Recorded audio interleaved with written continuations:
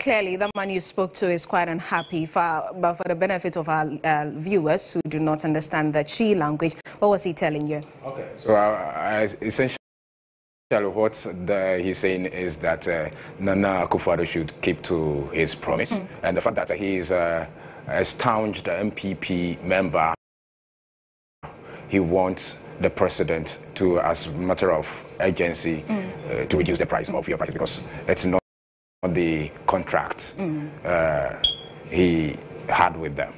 That's according to the campaign and the promises in the build-up to the 2016 elections, which saw the president being elected. We saw some policemen, some we have on the screen now. Let's talk about security for this protest. Okay, I must say this demonstration, I wouldn't call it a sham, but I must say the security was on point.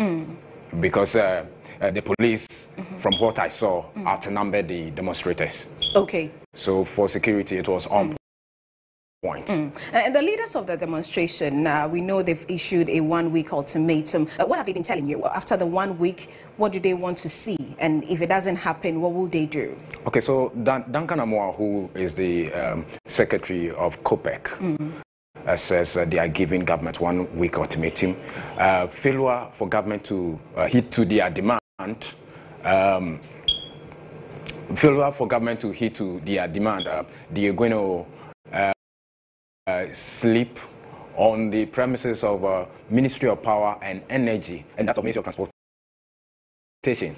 And interestingly, they will go to the Flagstaff House, sleep there, make sure their demands are met. And so we can take listen to Duncan Amoah, who is Executive Secretary of COPEC. We are telling the government that the increases in fuel prices is only killing our pockets. It's killing our businesses. It's killing the drivers. They cannot even account for sales to their car owners anymore. We are saying that Monday increase, Tuesday increase, Wednesday increase, Thursday increase. We are tired. We are saying that government cannot control international market prices, but government can control taxes. The taxes are also going up. We say that government should reduce the taxes so that we can be comfortable. Today, petrol is selling at 11 cedis ex-refinery price. If government was doing 6 cedis taxes, we will be able to buy petrol in Ghana at 17 cedis maximum. Unfortunately, 21 Ghana cedis, we are still increasing fuel prices. Nanado, we beg of you, Ghanaians are complaining of the increases. We are tired of having to cough up more money every day, every week to be able to pay for fuel to go buy our daily jobs. We are saying that the promises we were given, keep your promise. If you can't fulfill the promises to reduce fuel prices, bring it down to 16 Ghana cedis so that we can all be sure that where it was is where it is and nothing has been added. Unfortunately, it is still rising. Nana, we beg of you, we are delivering a petition this morning to your good self, to the Parliament House of Ghana, also to the Energy Ministry, to Finance Ministry, and to the Transport Ministry. We would wait and see if in the next 1 week we don't get any response. We will converge again and again and again and again and again. We're having millions of Ghanaians coming here, breaking drivers' windscreens, preventing people from not going to their office to do their lawful duty. I don't think that is the kind of demonstration that I would want to join. I want to join a peaceful demonstration that can only communicate straight and strong and send signal to government. And the response that we had this morning from MPA, I'm sorry, tomorrow morning, the president have no choice than to also make a statement in the floor of the Parliament House tomorrow when he's going to address the nation about what measures and steps government is taking to make sure that petroleum products reduce. When they were in the opposition, they speak about the plight of Ghanaians. Now they are in government, we want them to do the right thing. We don't want any political opposition parties to come and tell Ghanaians what is good for them. Independence bodies, independence advocacies is the best place to go. If there's any support for demonstration, I think this is the ever demonstration that I am supporting today. And so those were leaders of the protest. Sure. So the last man you heard is the Executive Secretary of Exporters and Importers Association in the person of Asaki Simon at Gombe. Okay. At Gombe. Yeah. Okay. And the petition, has it been presented already? They are yet to do that. Yeah, present it to Parliament and that of the various quarters, the intended to do so. Okay, thank you very much. Someone Lancelot Boateng covered the protest by petroleum consumers and industrial and commercial workers union earlier today, demanding a reduction in the prices of petroleum products. Now, following that protest, the NPA has issued a statement and it has described the demonstration by the petroleum consumers as misleading. The NPA in a statement said it was of the considered view that the reasons for the demonstration are anything but noble, given the intervention it has been making. And these interventions have seen prices rise by just between 0.66% and 1.08%. And the statement, I'm just reading portions of it. It also says that under the current price deregulation regime, which has been in effect since July 2015, price volatility on the international market is expected to directly impact domestic pump prices because government has no direct control over the setting of the bi-weekly prices of petroleum products. It goes on to say that despite the expected increases after the intervention, the actual price changes observed on the market at the moment range between 0.66% and 1.08%, and the public is hereby assured that the National Petroleum Authority will continue to monitor the prices of petroleum products on the market to ensure that they are set in conformity with the prescribed petroleum price formula. We wish to advise all interested groups that need further clarity on the current state of petroleum products prices to contact the NPA for a discussion, and this will ensure that the public is not misled by those who are motivated by reason other than those of national interest, and is signed by the Corporate Affairs Division of the National Petroleum Authority in response to that protest by petroleum consumers earlier this morning. We're moving on, and the Ghana Police Service has launched this transformation program to strengthen the police intelligence and professionalism. The program is pivoted on the 13 strategic objectives set by President Akufo-Addo. Speaking during the launch of the program, the IGP said priorities of the program are in the areas of welfare and professional development of the officers, revamping the Criminal Investigations Department, and emboldening community policing, among others. Our vision is to become a world-class police organization capable of delivering a planned, democratic, protective, and peaceful services up to the standards of international best practices. With this vision and the 13 strategic goals stated in the manifesto of government, we are encouraged to embark on this transformation. The goal of the transformation is to become a world-class professional police organization, the best in Africa and amongst the top 10 in the world in 10 years. The IGP indicated that this program also involves placing ICT at the heart of its operations, transforming the Criminal Investigations Department, and ensuring the welfare of the personnel.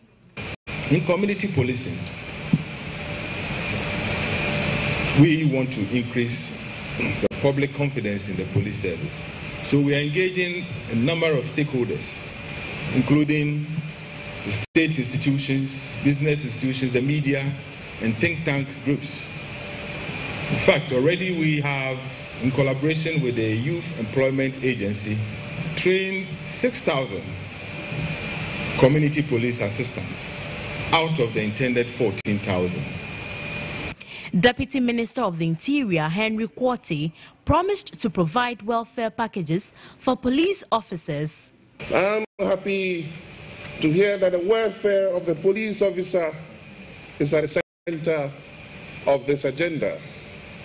It is in the recognition of this that we have decided to put in place several welfare packages for our officers, including the consideration of a public-private partnership, PPP, arrangement for a national barracks regeneration program. Spearheaded by President Nana Addo Dankwa Akufo-Addo, the 9-year national initiative plan will allow for the introduction of CCTVs at traffic lights, speed cameras, vehicle detecting equipment, new GPS system to track all vehicles and police movement around properties or assets that require monitoring.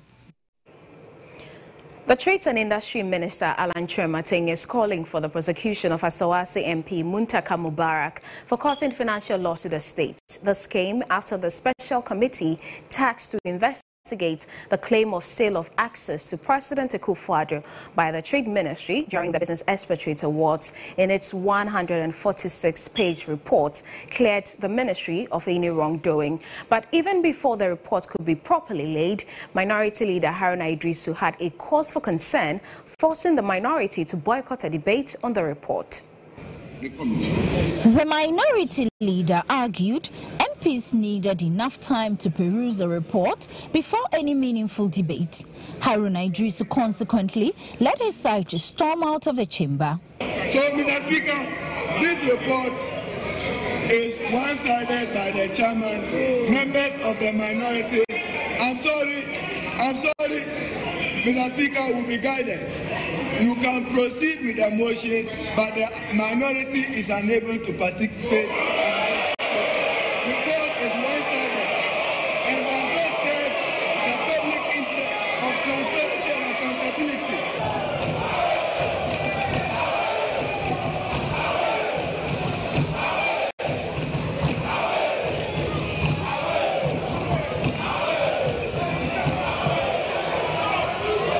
Majority Leader Oseche Mensah Bunsu had strong words for the NDC MPs, accusing them of dishonesty. Mr. Speaker, I think we must put this out there. This House cannot be held ransom by a single individual who decides to be very dishonest. Mr. Speaker, this House will not pander to pedestrianism. The Speaker ruled for the report to be debated in the absence of the minority. Honourable members, you remember, I said, in the interest of the peace and stability of our nation, with a background to what men like Huntington had written, that there must be a calm atmosphere for the development of democracy and development generally. Now, today has come, and those who should help may be present. So don't want to. Nevertheless, we have a responsibility. And following that incident yesterday, we understand 2 members of the minority have been hauled before the Privileges Committee of Parliament. Ibrahim Al-Hassan is in the House and joins us via telephone. Ibrahim, so who are these members of Parliament? All right, we seem to have lost that connection to Ibrahim Al-Hassan, but we are staying on the Cash for Seats probe. We've been joined by Linda Ofori-Kwafo. She is the Executive Director of the Ghana Integrity Initiative. Madam, thank you for joining us this morning on Newsroom. What do you make of the chaos that has engulfed the probe on the Cash for Seats saga? Thank you very much for having me. I must say that I am as confused as many other Ghanaians are, because we had high expectations that the parliamentarians were going to deliver in the interest of the nation. And clearly, we are witnessing a bipartisan approach to a bipartisan probe. So then, at the end of the day, what we actually wanted to get is not what we are getting. I have been asked by media houses to discuss the report, and I said I'm not able to because I don't know which of them I'm supposed to be discussing. So from where I sit, I'm sure they have really, really disappointed us as a nation. They failed to deliver on what we were expecting them. People who have the mandate to represent us in Parliament and to take advantage of such an inquiry to bring to the fore whether any wrongdoing really did happen, and if so, what would be the recommendation, the sanctioning going forward. But from where we sit, we don't know whether we work with minority reports or majority reports. They should have agreed to do us some good.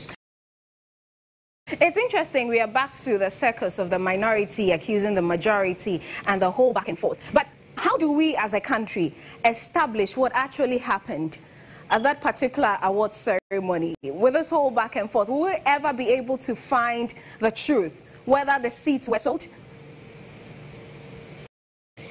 I'm sure the people who had the capacity to tell us whether seats were really sold are the people who have failed to deliver on the job that they were assigned. I must say that I am not happy with Parliament, and very soon people are going to begin to wonder whether they are serving anybody's interest.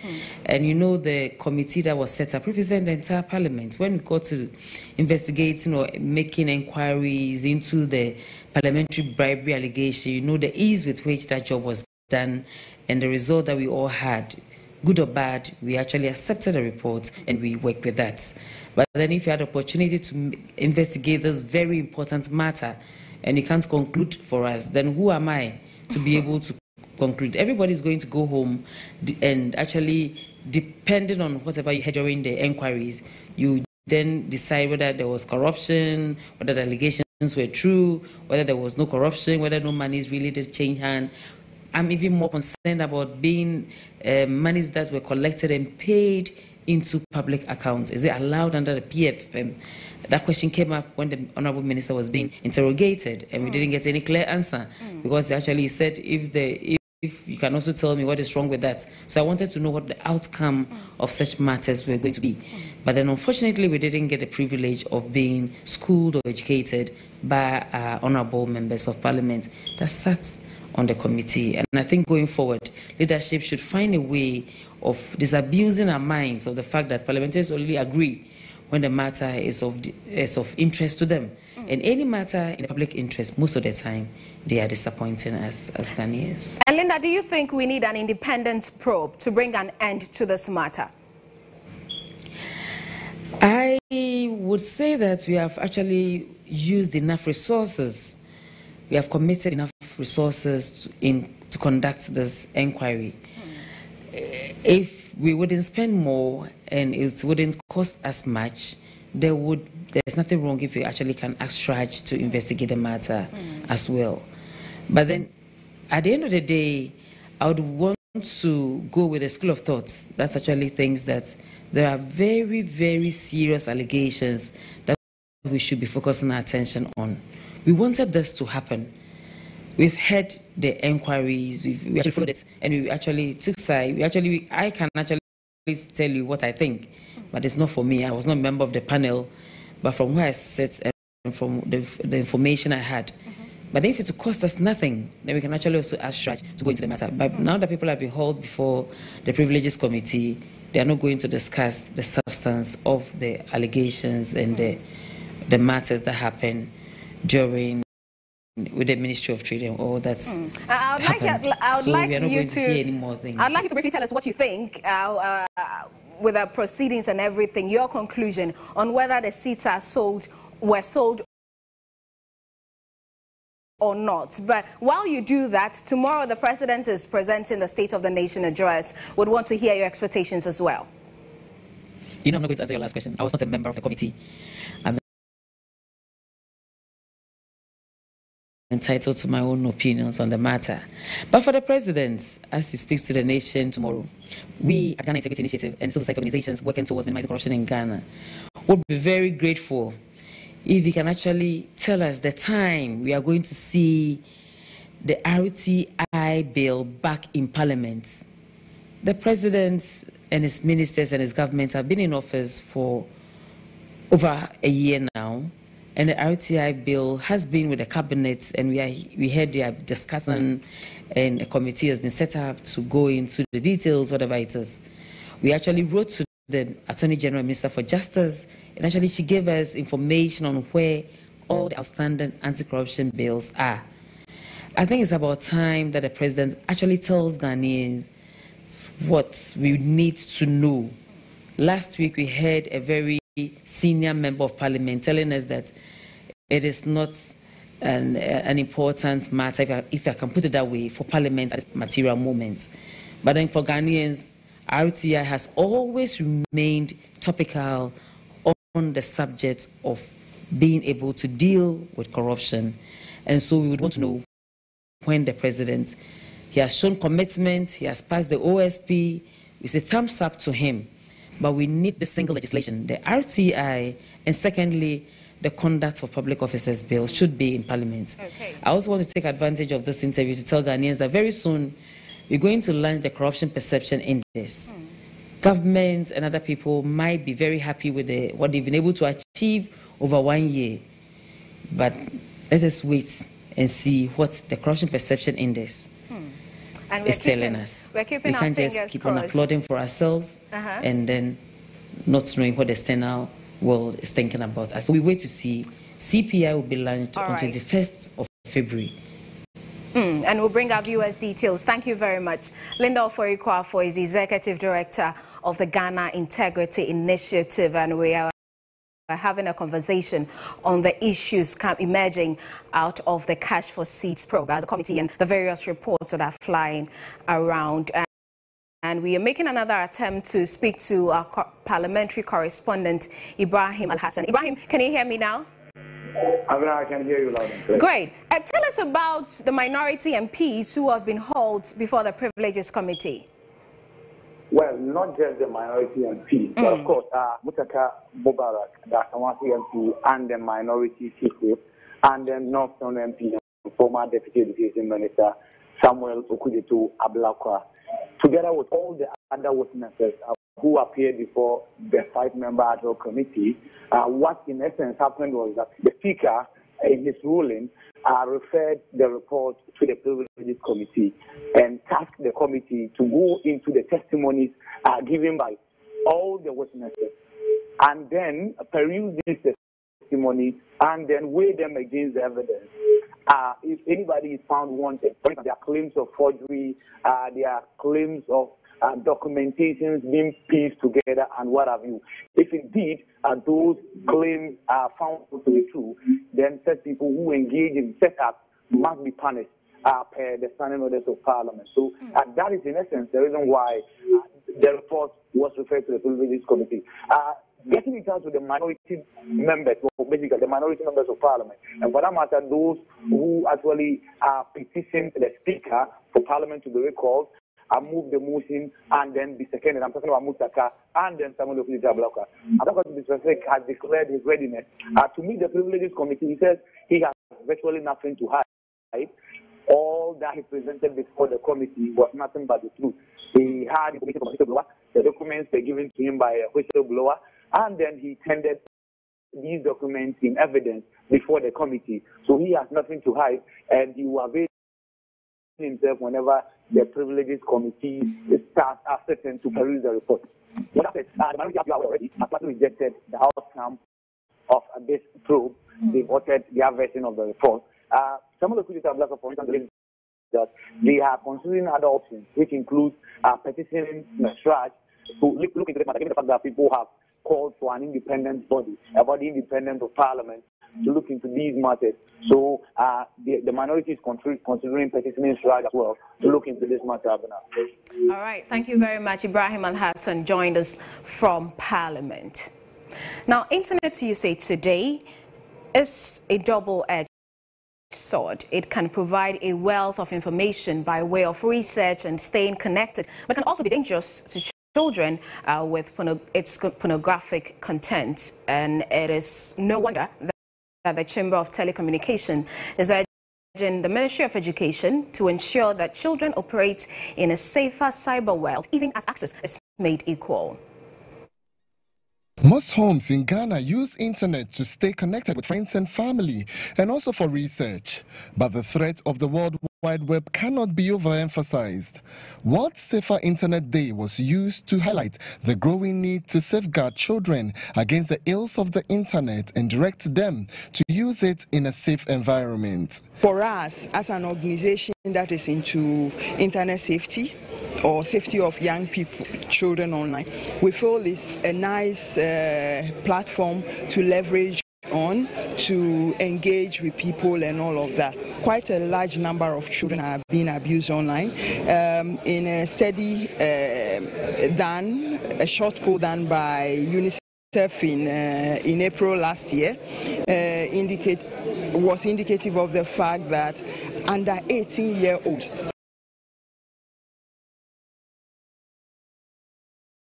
say they are vulnerable online.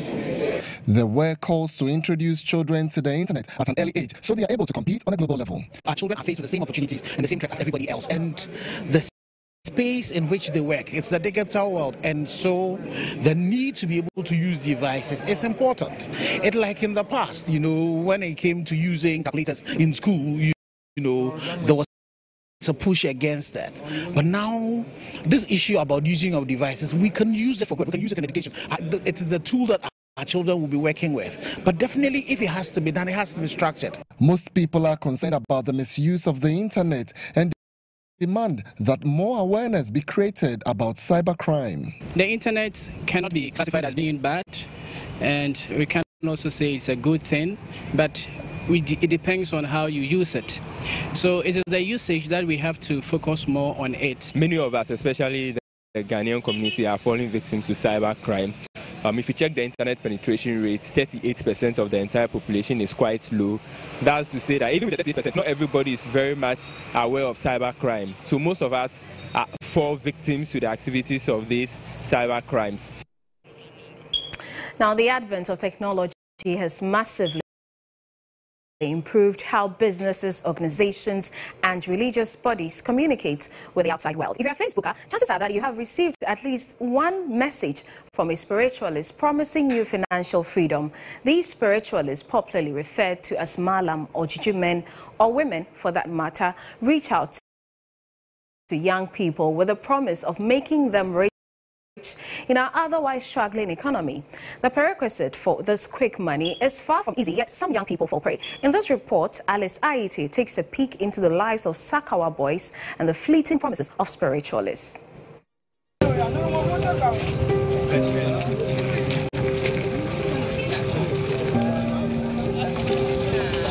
If you are an ardent user of Facebook or any of the social media platforms, perhaps you might have received a friend request from one or two spiritualists.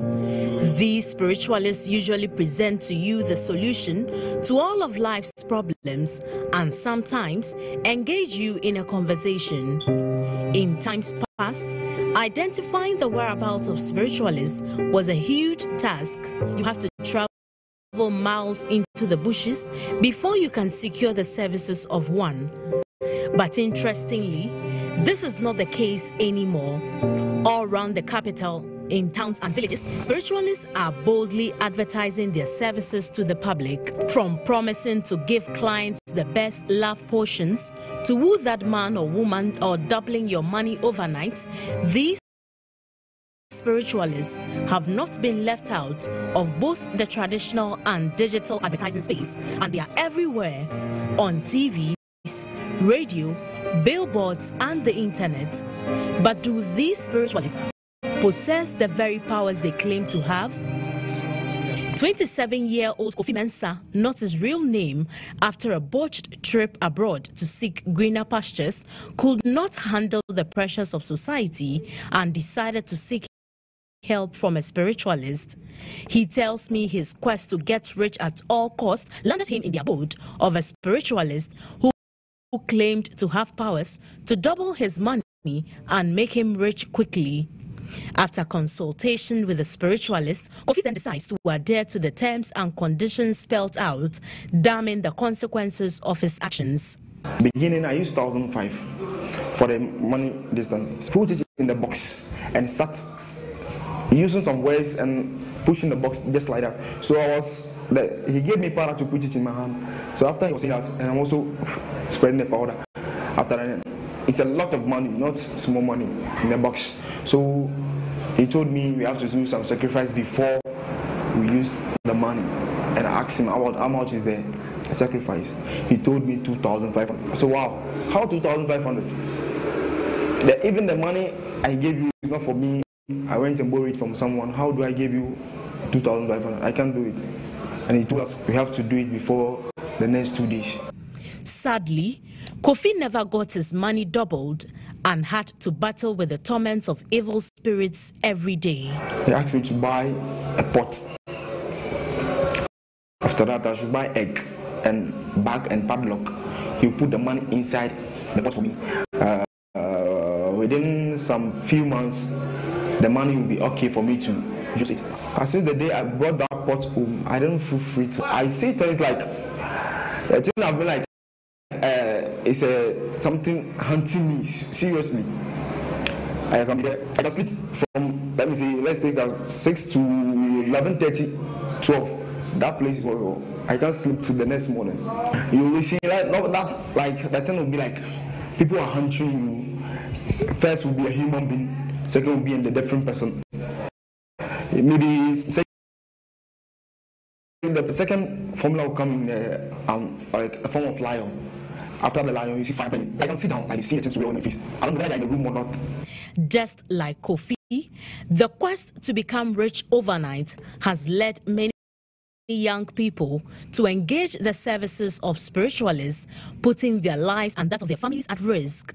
There are the blood sacrifices and several outrageous conditions like not walking in the rain and bathing for a period of time. News about spiritualists duping people of their monies have filtered the airwaves for months, yet this has not deterred many from still seeking their services. It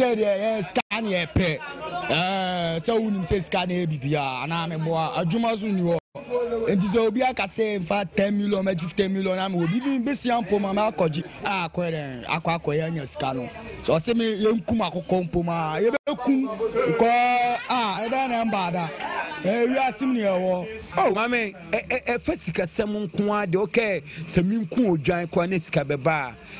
Maye, if he says Scankwa, Midden Nipawan Samo, a fa moi met mania dear, I met mania scadia. How Samina, if he says Scasaman, ye brie. Mammy, I confirm, say, Mayor, because Mrs. Here, Mijno Plum say, because I this Kadrona say, Yenny Panquadia Medi, because I want you and Kwan, I want you, because situation I will be Papa Bia, a free mother.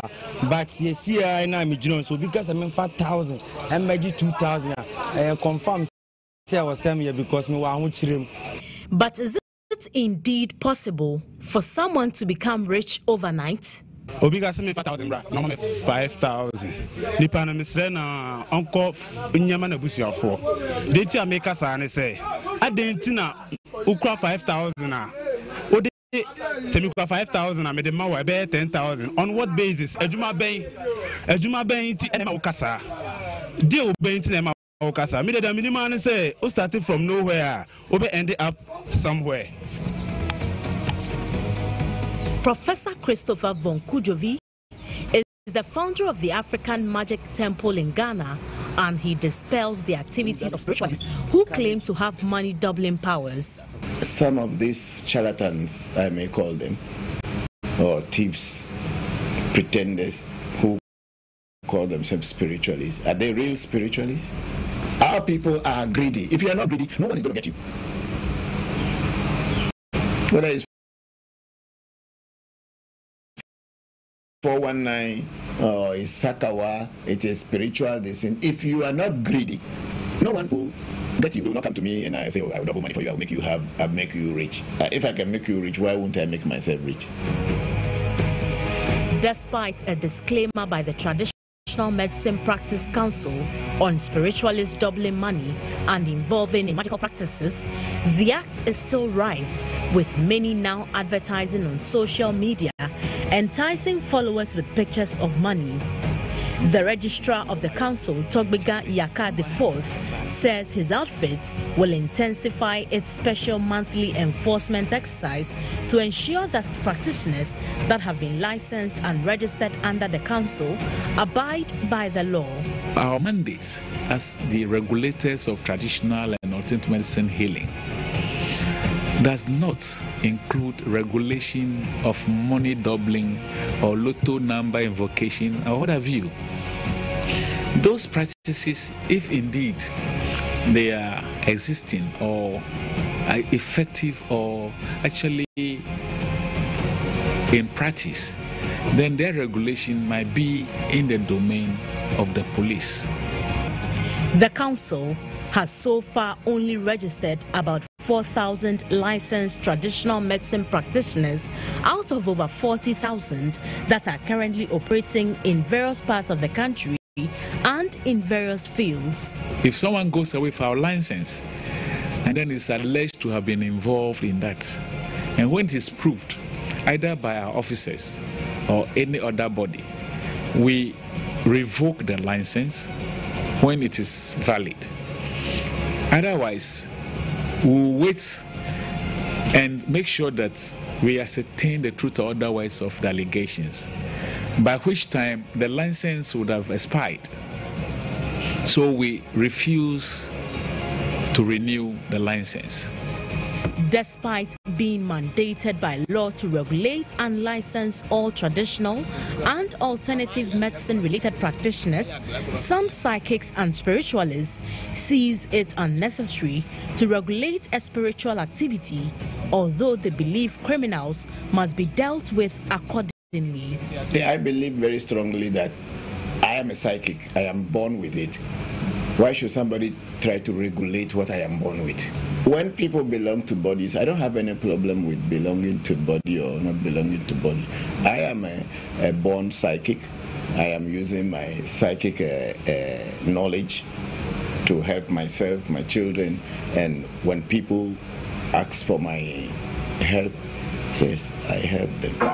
So to say that you are flouting the law and all this thing, yes, maybe, maybe not.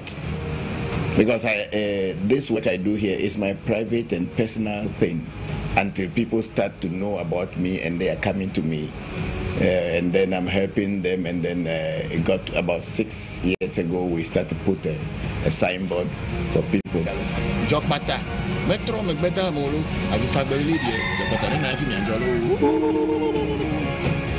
Until a concise and clear decision is made on who regulates and checks the activities of dubious spiritualists, many young people will continue to fall victim to these money-doubling acts. Alice Aite, GHOne News. Well, let's go to the Western region. Residents of Bogoso in the Pristiahuni Valley district have besieged the police station there after a 23-year-old man was found with a human head. The suspect, Alex Tete, was arrested with the head of a boy believed to be 12 years by the people of Sankore, a farming community in the Ahanta West district. Alex Tete, the suspect, is currently in police custody at Agunankwanta, and we've been joined via telephone by Emmanuel Ohinijan. He's our reporter on this beat. Emmanuel, so the residents who besieged the police station, what do they want? Well, they were thinking that the suspect was in police custody at the Bogoso police station, and so they wanted to vent their anger on the suspect. So they claimed this young boy who was murdered yesterday was a very good boy and somebody you could easily approach or send in the community. And so they were quite surprised to have seen his picture yesterday that he has been murdered. And so they went to the police station. But unfortunately for them, when they went to the police station, the police told them that the boy, the suspect was in police custody at the Grand Quanta police station. So as we speak, the father told me a while ago that he has been directed to the regional police command for a further investigation and also to assist the police and also to go and look at the head at the Grand Quanta regional mosque to ascertain or confirm whether a boy is his son as he is claiming now. So as you see, the father of the deceased or the victim, the father of the deceased, that is Mr. Peter Tete, is also on his way to Saturday.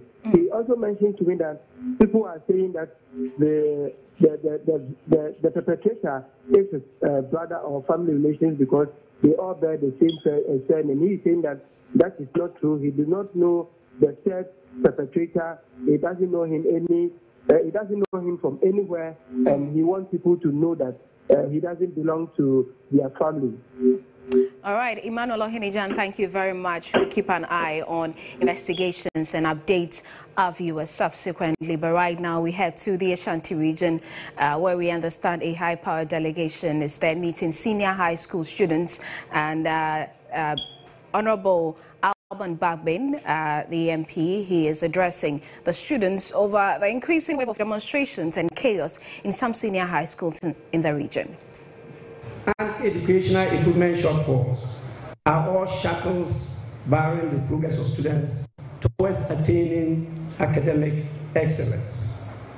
If you have an unfriendly economic climate, a stifling academic space, and a conflictive political environment, the only fuel needed for combustion is a poisoned social space where there is no dialogue to douse the fires of violence. No wonder that violence appears to be on the increase of late, be it students going on strike and destroying school property, political vigilante groups from different parties threatening fire and brimstone on opponents of their party, government officials and appointees, youth of various communities taking up arms against traditional and political leadership, or indeed community members attacking security agencies. We have them on we go. This doesn't behove well for the development of the country. Colonel Chairman, I just want to cite a few of these instances, and I want to restrict myself to the educational sector. Late last year, in my holy region, the Upper West, we had 3 serious violent eruptions in our senior high schools. One, Ermon, and that was in January this year, I must say, 2018. One senior high school, that was late last year, 2017. And one senior Tenka, and that was also late last year, 2017. Coming back home in the Ashanti region, I can mention Kofi Ajay, where there was that violent abortion. Same senior high school. We can also talk about Jama Persan Senior High School.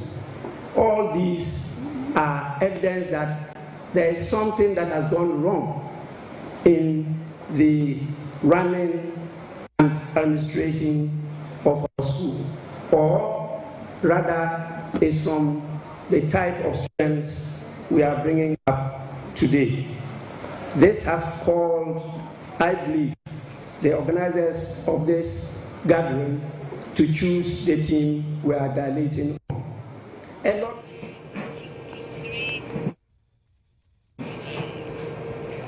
Well, and so that was Alban Bagbin. He's a member of parliament. He's also contesting the NDC's presidential slots. We'll be back after this break with more stories. Stay with us.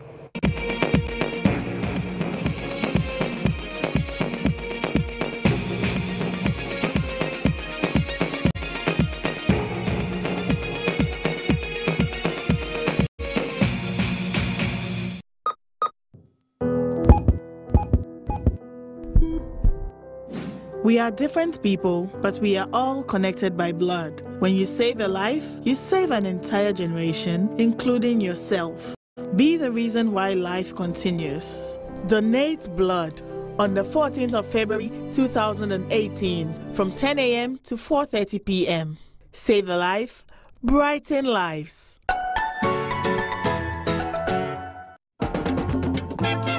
Ghana Trade Fair Company, under the auspices of the Ministry of Trade and Industry and the One District, One Factory Secretariat, welcomes you to the 22nd Ghana International Trade Fair under the theme Industrializing Ghana and Creating Jobs. It will be 1 week of exhibition and enterprise from February 28 to March 7, 2018, offering manufacturers, suppliers, consumers, and various service providers the opportunity to network and make sales. The Presidency urges you to support, partner, and explore the opportunities available. For inquiries, call 0241-818-658, 0244-173-127, 055-247-4632, or visit tradefairgh.com. The 22nd Ghana International Trade Fair, industrializing Ghana and creating jobs.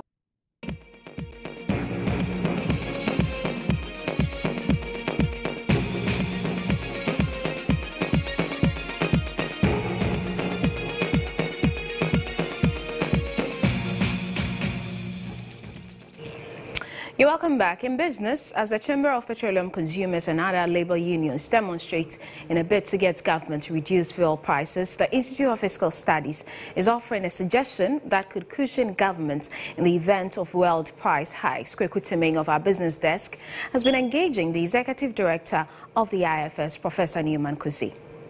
We're stationed at the IFS office here in Accra, and just about a short while ago they had a press conference to outline reasons why they believe it is prudent for Ghana as a nation to hedge its petroleum. And I have with me the Executive Director of IFS, Professor Newman Kusi, to share with us his thoughts and reasons why they are convinced about this. Prof, I've been following the market, and for some critics, this might not be the right time to hedge, especially with the timing and petroleum prices. But tell me about your research, reasons why you think Ghana stands all the merits and advantages to hedge around this time. Yeah, Tim Kweku, as you know, right now petroleum prices have started moving up, and as a country, we produce crude oil, which we export. At the same time, we also import crude oil for domestic consumption. And until last year, 2017, we used to be a net importer of crude oil. In other words, we imported more crude oil than we export. And so when we import crude oil, we pay foreign exchange for the imports. And when we export crude oil, we also earn foreign exchange from our export. But for the exports, as of now, we are only entitled to about 20% of the domestic production, which is about nearly 200,000 barrels per day, and that, So if prices are going up, that's fine. What hedging means is that we are sort of procuring an insurance against the risk of commodity price volatilities on the world market. So if, for instance, Ghana had hedged our imports at a strike price of, say, 40 cedis per barrel, all right, and now that the oil price is more than 40 cedis, what it would have meant is that we will continue to import and pay the price on the world market, but the difference between the price that we pay on the world market and the strike price, that difference will be paid by the insurance company for us. So it's an insurance that we're taking against, the risks associated, volatilities in the oil prices and so on and so to make sure that it also brings some sort of stability and certainty in the way we use our oil export revenues, and again in the way that we spend, the manner that we spend on domestic consumption of crude oil, because we are at any point in time certain as to how much we are either going to pay for our imports or how much we are going to get from our exports. A lot of uncertainty on the market now. U.S. stockpiles, they are not injecting into the market, so gradually we're seeing price up. But what if the unfortunate happens, that is for Ghana, and U.S. decides to come on the markets probably with their stockpiles? It means prices are going to reduce maybe because demand and supply, there will be a lot more on the market. In that case, would we not be on the losing end where we could have gained more for our crude oil? That's the more reason why we should have a hedge against our exports. Because if we are hedged about export, we are telling the insurance company where we're taking the insurance that, look, we want to sell our crude oil at this price, irrespective of what happens. If the price is high, fine. But if the U.S. shale, release into number and the price collapse, we will still effectively get the price that we said we want to, because we'll get the difference between the prevailing, the collapse price, and what we hedge at will be paid for us as a country. IFS, a leading think tank in Ghana, saying it supports Ghana hedging its import of oil and also its export. Later in the evening, we'll bring you more updates on this particular conference. Back to you, Sarah. All right, and we'll bring you international news now.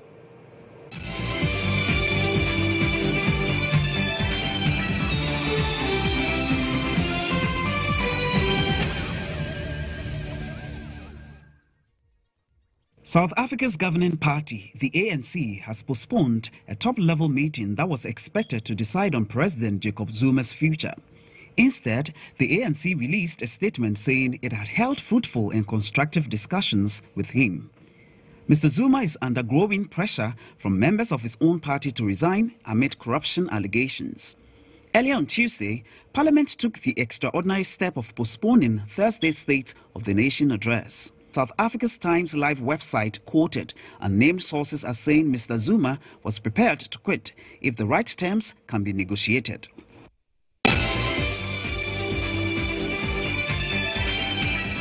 We can now bring you some sports news.